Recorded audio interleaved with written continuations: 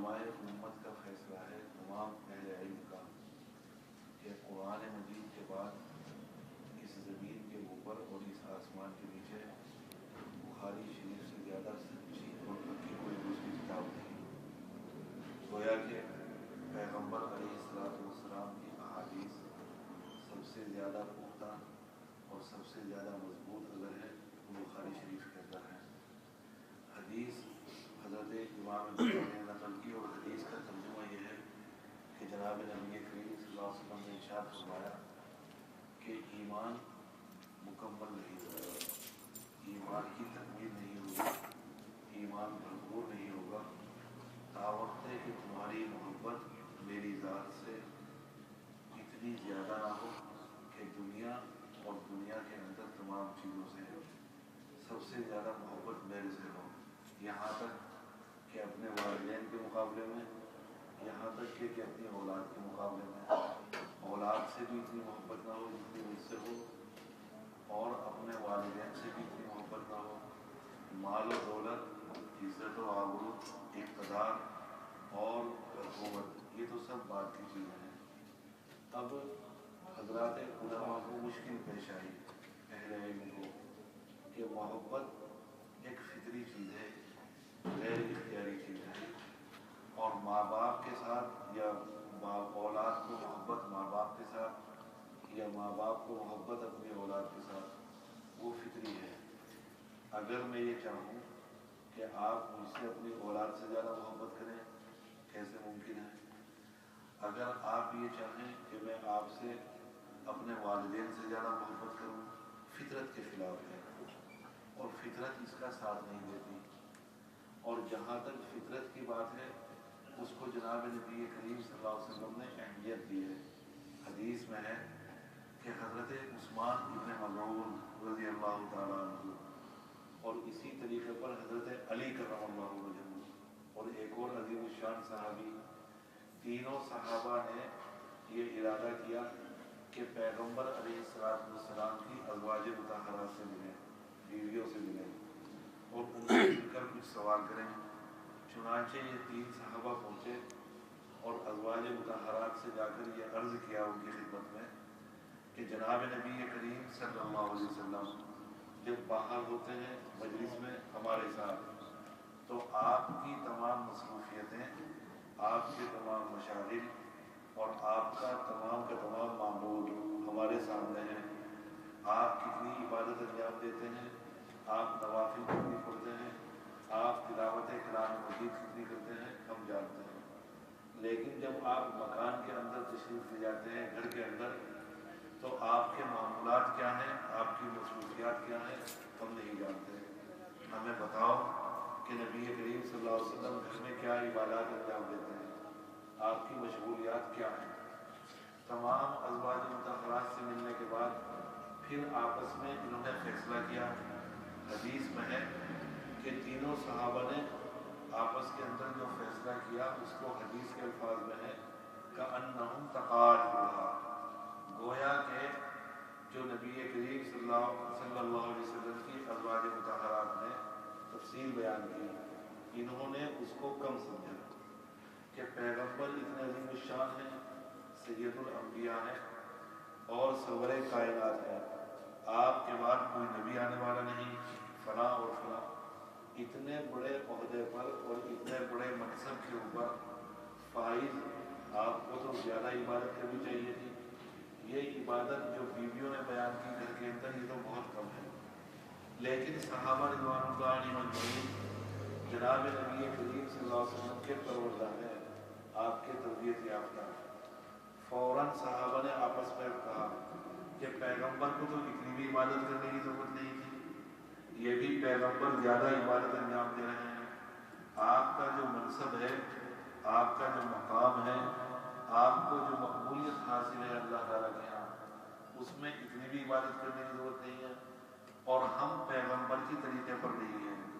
صلی اللہ علیہ وسلم کا جو منصب و مقام ہے ہمیں ظاہر سی بات ہے وہ حاصل نہیں، ہمیں منزل مقصود پر پہنچنے کے لیے، گوہر مقصود کو حاصل کرنے کے لیے، یعنی جنت کو حاصل کرنے کے لیے زیادہ عبادت کرنی ہوگی، زیادہ محنت کرنی ہوگی، चुनाचे तीनों सहाबा ने इरादा किया। हदीस में है एक सहाबी ने कसम खाई अल्लाह की और कहा कि अब जिंदगी भर कभी शादी नहीं करूँगा, तमाम उम्र अपनी इबादत के अंदर लगा दूंगा। दूसरे सहाबी ने कसम खाई और हलफ उठाया कि अब कभी जिंदगी भर रात को नहीं सोऊंगा, तमाम रात नवाफिल में और इबादत में और तिलावत में गुजारूंगा। तीसरे सहाबी ने कसम खाई कि अब कभी इफ्तार नहीं करूंगा, तमाम उम्र रोज़ा रखूंगा। हदीस में है कि जनाब नबी करीम सल्लल्लाहु अलैहि वसल्लम को जब इनके इरादे की इत्तला हुई और पूरे वाक़े की, आपने सहाबा को जमा किया, मिंबर पर तशरीफ लाए और खड़े होकर आपने खिताब फरमाया।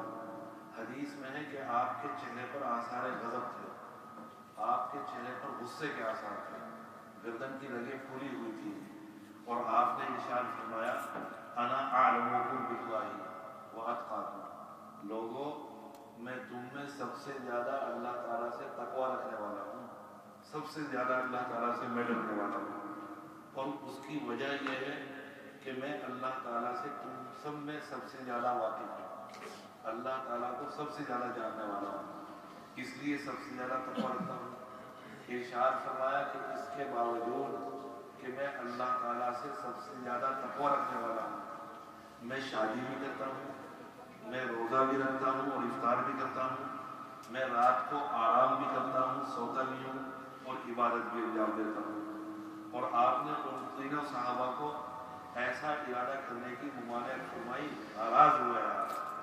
हदीस के ऊपर अल्लामा कश्मीरी गुजरे, अल्लामा अनवर शाह साहब कश्मीरी, और तकरीर करते हुए कहा कि ये कौन से गुस्सा होने की बात थी, नबी करीम सल्लल्लाहु अलैहि वसल्लम नाराज़ हुए, ये तो नाराज़ होने की बात नहीं थी। सहाबा ने जो इरादा किया था वो कसरत इबादत का किया था, एक अच्छे काम का इरादा किया था कि ज़्यादा से ज़्यादा इबादत अंजाम देंगे। भला ये कोई गुस्से होने की बात है? अगर बच्चे ये इरादा करें कि हम दिन रात लगकर पढ़ेंगे, 24 घंटे पढ़ेंगे और ज़्यादा से ज़्यादा पढ़ाई के अंदर, तो क्या ये माँ बाप के लिए गुस्से होने की बात है? अगर कोई इरादा करे ज़्यादा से ज़्यादा इबादत अंजाम देने का, तो क्या उनके निगरान, उनके वालिदैन और जिम्मेदारों के लिए गुस्सा होने की बात है? ये तो मुसर्रत और खुशी की बात है। तो सहाबा ने कोई बुरा इरादा नहीं किया था ज़्यादा इबादत को अंजाम देने का, और जनाब नबी करीम सल्लल्लाहु अलैहि वसल्लम नाराज़ हो गए। फिर कश्मीरी ने खुद ही जवाब दिया, फरमाया पैगम्बर की नाराज़गी की वजह ये नहीं थी, आप इसलिए नाराज़ नहीं हुए थे कि सहाबा ने ज़्यादा इबादत का इरादा किया, बल्कि पैगम्बर इस पर नाराज़ हुए कि खिलाफ फितरत इरादा किया। ये इंसान की फितरत के खिलाफ है कि वो रात भर ना सोए, ये इंसान की फितरत के खिलाफ है कि वो शादी ना करे, ये इंसान की फितरत के खिलाफ है, उसकी सरिश्त के, उसकी जिबिल्लत के, उसके मिजाज के, उसकी तखलीक के खिलाफ है कि इंसान रोज़ा रखता है और खाए पिए नहीं। पैगम्बर को खिलाफ फितरत उमूर पर गुस्सा आता था, पैगम्बर कसरत इबादत और ज़्यादा इबादत के अंजाम देने पर नाराज़ नहीं हुए। अल्लामा कश्मीरी अब जनाब नबी करीम सल्लल्लाहु अलैहि वसल्लम इस हदीस में फरमा रहे हैं कि मुझसे इतनी मोहब्बत करो जितनी औलाद से नहीं, जितनी तुम्हें अपने माँ बाप से नहीं, जितनी कायनात में किसी और चीज़ से नहीं। और आपका मुतालबा महज मोहब्बत करने का नहीं, बल्कि आपका मुतालबा यह है कि ईमान मुकम्मल नहीं होगा, ईमान की तकमील नहीं होगी, ईमान कामिल नहीं होगा। गोया के जनाब नबी करीम सल्लल्लाहु अलैहि वसल्लम ने अपनी ज़ात गरामी और ज़ात अक़दस से मोहब्बत को ईमान के साथ बराह रास्त जोड़ दिया कि ईमान मुकम्मल नहीं होगा अगर मोहब्बत के अंदर नक्स होगा। उलमा हैरान हैं, परेशान हैं कि क्या जवाब दें। हज़रात उलमा ने मोहब्बत की किस्में बयान करनी शुरू की, कहा कि मोहब्बत की चंद अक़साम हैं, एक हुब्बे तबई है, एक हुब्बे एहसानी है, एक हुब्बे जमाली है, एक हुब्बे कमाली है। हुब्बे जमाली तो यह है कि आपको किसी के साथ मोहब्बत हो जाए, ताल्लुक़ हो जाए उसके जमाल की वजह से, उसके हुस्न की वजह से, उसकी जाज़बियत और उसकी कशिश की वजह से कि बड़े हसीन हैं, बड़े खूबसूरत हैं, क़ल्ब मुतवज्जह हुआ, दिल का मैलान उस जानिब हुआ और आप उससे मोहब्बत करने लगे। देखिए जनाब नबी करीम सल्लल्लाहु अलैहि वसल्लम ने इरशाद फरमाया کہ یوسف اخی سبیح و انا ملیح، کہ یوسف میرے بھائی جو کہ پیغمبر ہیں وہ گورے چٹے تھے، اور یوسف علیہ السلام کا حسن بطور معجزہ تھا۔ حضرت کا جو حسن تھا وہ اللہ تعالیٰ نے معجزے کے طور پر عطا فرمایا تھا۔ حضرت کے حالات میں لکھا کہ جب کبھی مصر کے بازار میں نکل جاتے تھے یوسف علیہ السلام، مارکیٹ پھیل جاتی تھی، پورا بازار ٹھٹک جاتا تھا، حیران، لوگ اور عورتیں چھتوں پر چڑھ جاتے، بچے اپنی جگہ رک جاتے اور وہیں پر کھڑے رہ جاتے، اور حضرت کا جو کبھی بازار سے گزر ہوتا تو ایسا حسن اللہ تعالیٰ نے عطا فرمایا تھا۔ پیغمبر صلی اللہ علیہ وسلم ارشاد فرما رہے کہ یوسف اخی سبیح، میرے بھائی یوسف گورے چٹے ہیں، وَأَنَا مَلِيحٌ، اور میں ان کے مقابلے میں ملیح ہوں۔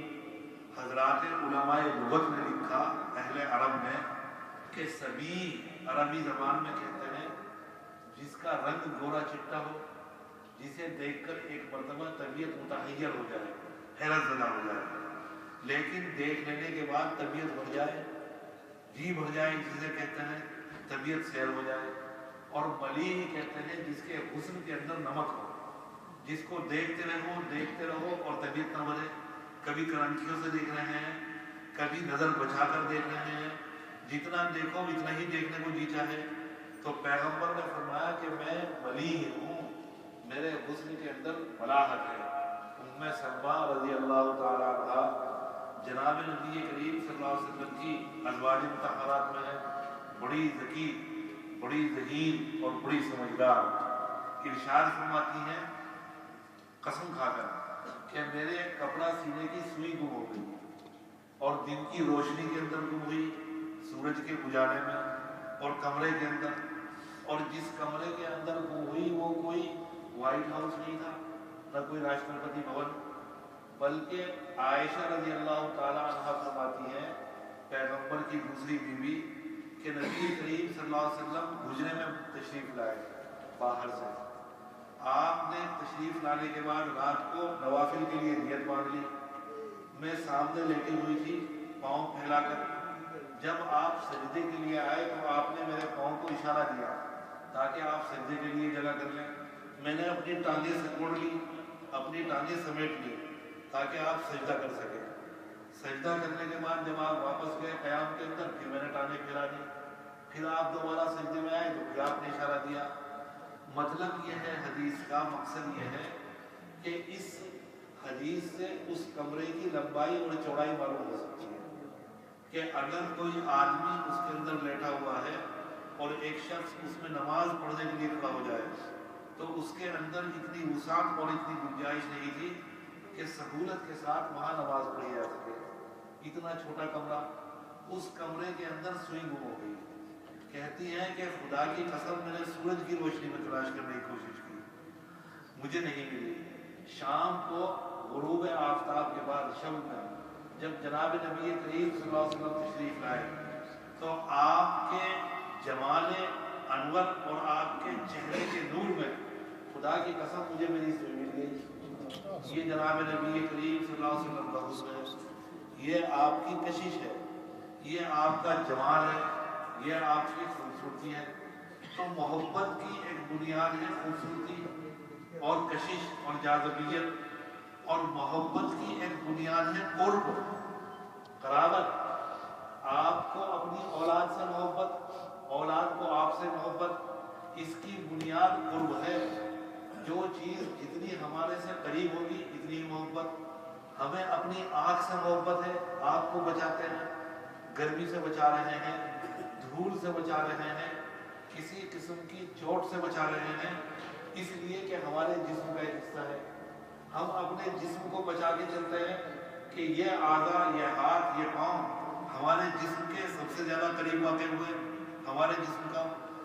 اولاد ماں باپ کے جسم کا ایک حصہ ہے، اور خاص طور سے ماں کا تو ایک عجیب و غریب حصہ ہے۔ چین کے اندر عجیب و غریب واقعہ پیش آیا، میں نے چین کی تاریخ میں وہ واقعہ دیکھا کہ قحط پڑا ہے، عظیم الشان قحط تاریخ کے اندر، اور ایسا قحط پڑا، ایسا قحط کہ علامہ حفیظ اس قحط کے اندر انسان اتنا مجبور ہو گیا کہ ایک دوسرے کو کھانے لگا. لکھا ہے کہ ایک نوجوان بیٹا اور اس کی بوڑھی ماں غذا کی تلاش میں دونوں جنگل کے اندر پہنچ گئے کہ جنگل کے اندر کوئی جنگلی پھل کھا کر اپنی زندگی کو آگے بڑھائیں. وہاں چلتے چلتے ایک موقع ایسا آیا کہ کچھ نہیں ملا. آخر میں بوڑھی ماں نے نوجوان بیٹے سے کہا کہ بیٹا اب ایسا لگتا ہے کہ شاید کھانے کے لیے کچھ میسر نہ ہو اور میں زندگی کا گرم اور سرد سب چکھ چکی. میں نے تمام عمر کے مراحل طے کر لیے, تمام تجربات کر لیے زندگی کے. میں نے عمر گزار دی, اپنی زندگی میں جی لی. تجھے ابھی کچھ کرنا باقی ہے, کچھ دیکھنا باقی ہے. لہذا اب ایسا کر کے مجھے ذبح کر اور مجھے کھا لے اپنی جان بچانے کے لیے. لکھا ہے کہ نوجوان نے ذبح کر دیا ماں کو کھانے کے لیے. عجیب, کھانے کے لیے جیسے ہی بیٹھا پولیس پہنچ گئی, امدادی پارٹی جو ایسے واقعات کو روکنے کے لیے گشت کر رہی تھی, راؤنڈ پر تھی جنگل کے اندر. تو وہاں دیکھا کہ لاش پڑی ہوئی ہے بوڑھی کی اور یہ نوجوان وہاں پر موجود, ہاتھ خون کے اندر. سمجھ گئے, گرفتار کر لیا. اس نوجوان کے ہاتھوں میں ہتھکڑیاں ڈال دی. جو واقعے کے اندر سنانا مقصود ہے لکھا تھا وہ یہ کہ جب پولیس اس نوجوان کو گرفتار کر کے لے چلی تو ماں کا پیٹ چاک ہوا تھا, آنکھیں باہر تھیں. آنتوں نے اپنی جگہ سے حرکت کی اور پولیس کے قدموں میں جا کر پڑ گئی. گویا کہ پولیس سے اس موقع پر بھی, مرنے کے بعد بھی یہ درخواست اور رحم کی درخواست کہ میرے بیٹے کو گرفتار نہ کیا جائے. تو یہ ماں کی محبت ہے اور اس کا منشا, اس کی بنیاد قرب ہے. ماں کے جسم کا, ماں کے خون کا, ماں کی ہڈیوں کا ایک حصہ ہے اولاد. سب سے زیادہ محبت ہے. یہی وجہ ہے کہ سب سے زیادہ احترام کی جناب نبی کریم صلی اللہ علیہ وسلم نے ہدایات جاری کی. آپ نے ارشاد فرمایا کہ 3 چیزوں کا دیکھنا ہی عبادت ہے. خانہ کعبہ کا دیکھنا عبادت ہے, قرآن مجید کا دیکھنا ہی عبادت ہے, ماں کا چہرہ دیکھنا ہی عبادت ہے. مقصد یہ ہے حدیث سے کہ جو عظمت, جو تقدس خانہ کعبہ کو حاصل ہے, قرآن مجید کو حاصل ہے, وہ ماں کے چہرے کو حاصل ہے. حدیث کی بتا رہی ہے کہ جتنا باعظمت خانہ کعبہ ہے, جتنی باعظمت قرآن مجید ہے کلام الہی, اتنا ہی باعظمت اللہ تعالیٰ کے یہاں ماں کا چہرہ ہے. یہ بتانا چاہتے ہیں. تو ماں باپ کی محبت طبعی ہے. اب جناب نبی کریم صلی اللہ علیہ وسلم ارشاد فرما رہے ہیں کہ محبت اتنی ہو مجھ سے کہ جتنی اپنی اولاد سے نہ ہو, اپنے ماں باپ سے نہ ہو. یہ تو غیر ارادی چیز ہے. یہ کیسے ممکن ہو سکتا ہے کہ اتنی محبت ہو؟ علامہ کشمیری بھی حدیث پر گزرے اور تقریر کی. افسوس کی بات یہ ہے کہ وقت کم ہے, میں آپ کے سامنے پوری بیان نہیں کر سکتا. بہرحال اتنا عرض کروں کہ آپ نے فرمایا کہ ایمان مکمل نہیں ہوگا, محبت مجھ سے ہونی چاہیے. محبت کیا ہے اور محبت کے تقاضے کیا ہیں؟ حضرت مولانا رشید احمد صاحب گنگوئی دارالعلوم دیوبند کے ایک زبردست عالم گزرے, خطب عالم کے نام سے مشہور ہے. حضرت سے ایک پٹھان مرید ہو گئے خان صاحب. خان صاحب کا حلیہ عجیب تھا. خان صاحب اپنی داڑھی کے 2 حصے کرتے تھے, ایک ادھر چڑھاتے تھے, ایک ادھر. موٹی موٹی مونچھیں رکھی ہوئی تھی, انہیں تاؤ دیتے تھے. چوڑی دار پائجامہ پہنتے تھے, چست بہت زیادہ. جب حضرت گنگوئی سے بیعت ہو گئے تو دوسرے مریدین نے خان صاحب سے کہا کہ خان صاحب آپ اب حضرت سے مرید ہو گئے, حضرت کے دامن میں. اب یہ وضع قطع, یہ حلیہ, یہ رنگ و روپ, یہ انداز اچھا نہیں. اب اپنا لباس بدلیے, اپنے طور و طریق بدلیے, اپنی داڑھی کو صحیح کیجیے, شریعت کے مطابق کیجیے. خان صاحب ادھر سے سنتے ادھر سے نکال دیتے, ایک کان سے سنتے دوسرے کان سے. سال بھر گزر گیا. اب مریدین نے حضرت سے کہا کہ اجی حضرت یہ خان صاحب آپ سے بیعت ہوئے ہیں, یہ باہر جاتے ہیں تو لوگ جو مخالفین ہیں وہ تانے بازی کرتے ہیں کہ یہ ہے رشید احمد گنگوئی کا وہ مرید, جس کے مرید ایسے ہیں اس کا پیر کیسا ہوگا. ان کا لباس دیکھو, ان کا حلیہ دیکھو. اجی حضرت آپ کو برا بھلا کہہ رہے ہیں, بدگمانی پھیل رہی ہے, آپ ان خان صاحب کو سمجھائیں. ہمیں تو پورا 1 سال ہو گیا سمجھاتے ہوئے, یہ سمجھتے ہی نہیں, کان ہی نہیں دھرتے ہماری بات پر. آپ پیر ہیں، آپ کی بات سمجھیں گے، حضرت بھی ادھر سے سنیں ادھر سے نکال دیں. سال بھر حضرت نے گزار دیا. ایک دن جمعہ کے دن اچانک حضرت نے بلایا خاں صاحب کو اور فرمایا میاں خاں صاحب یہاں. وہ خاں صاحب آ گئے. حضرت نے فرمایا کہ خاں صاحب جو پاجامہ آپ پہننے ہیں اور یہ لباس کوئی آپ کے پاس اور بھی ہے، زیادہ بھی ہے اس کے علاوہ؟ کہ جی حضرت ہے. کہا ذرا ہمیں لا دیجیے. اور کہا کہ خاں صاحب ہم سے داڑھی چڑھانا نہیں آتی آپ کی طرح، ہماری داڑھی بھی چڑھا دیجیے. اور خاں صاحب یہ مونچھیں ہماری بڑی ہو جائیں گی تو ان کو بھی ہمارے تاؤ دیجیے. خاں صاحب نے کہا جی حضرت توبہ توبہ نعوذ باللہ من ذالک، یہ تو اوباشوں کا لباس ہے، بھولیا ہے. یہ تو وہ لوگ جو کہ دنیا دار ہیں ان کا لباس ہے. خدا حضرت آپ کیوں اختیار کرنے لگے؟ حضرت یہ نہیں ہو سکتا. کہا کہ بھائی یہ سب کچھ نہیں، جو کہا ہے اس پر عمل کرو، لے کر آؤ. تو خاں صاحب نے رونا شروع کر دیا، گریا، بہت گر گڑایا، بہت التجا کی کہ حضرت ایسا کیوں. آخر میں فرمایا کہ خاں صاحب ہمیں آپ سے محبت ہو گئی. خاں صاحب 2 سال تک ہم نے دیکھا، محبت کا تقاضا یہ ہے کہ یا تو آپ ہمارے راستے پر آ جاتے ورنہ ہم آپ کے راستے پر آ جائیں. ہم نے 2 سال تک دیکھا آپ تو ہمارے راستے پر آئے نہیں، اب ہم ہی آپ کے راستے پر آتے ہیں.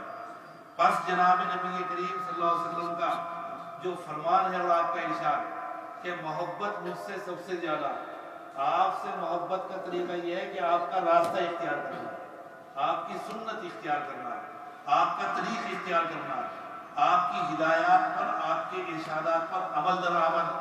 حدیث تو بہت طویل ہے اور بہت سے گوشے حدیث کے رہ گئے، پھر کسی موقع پر کسی مجلس میں آپ کے سامنے بیان کروں گا انشاءاللہ.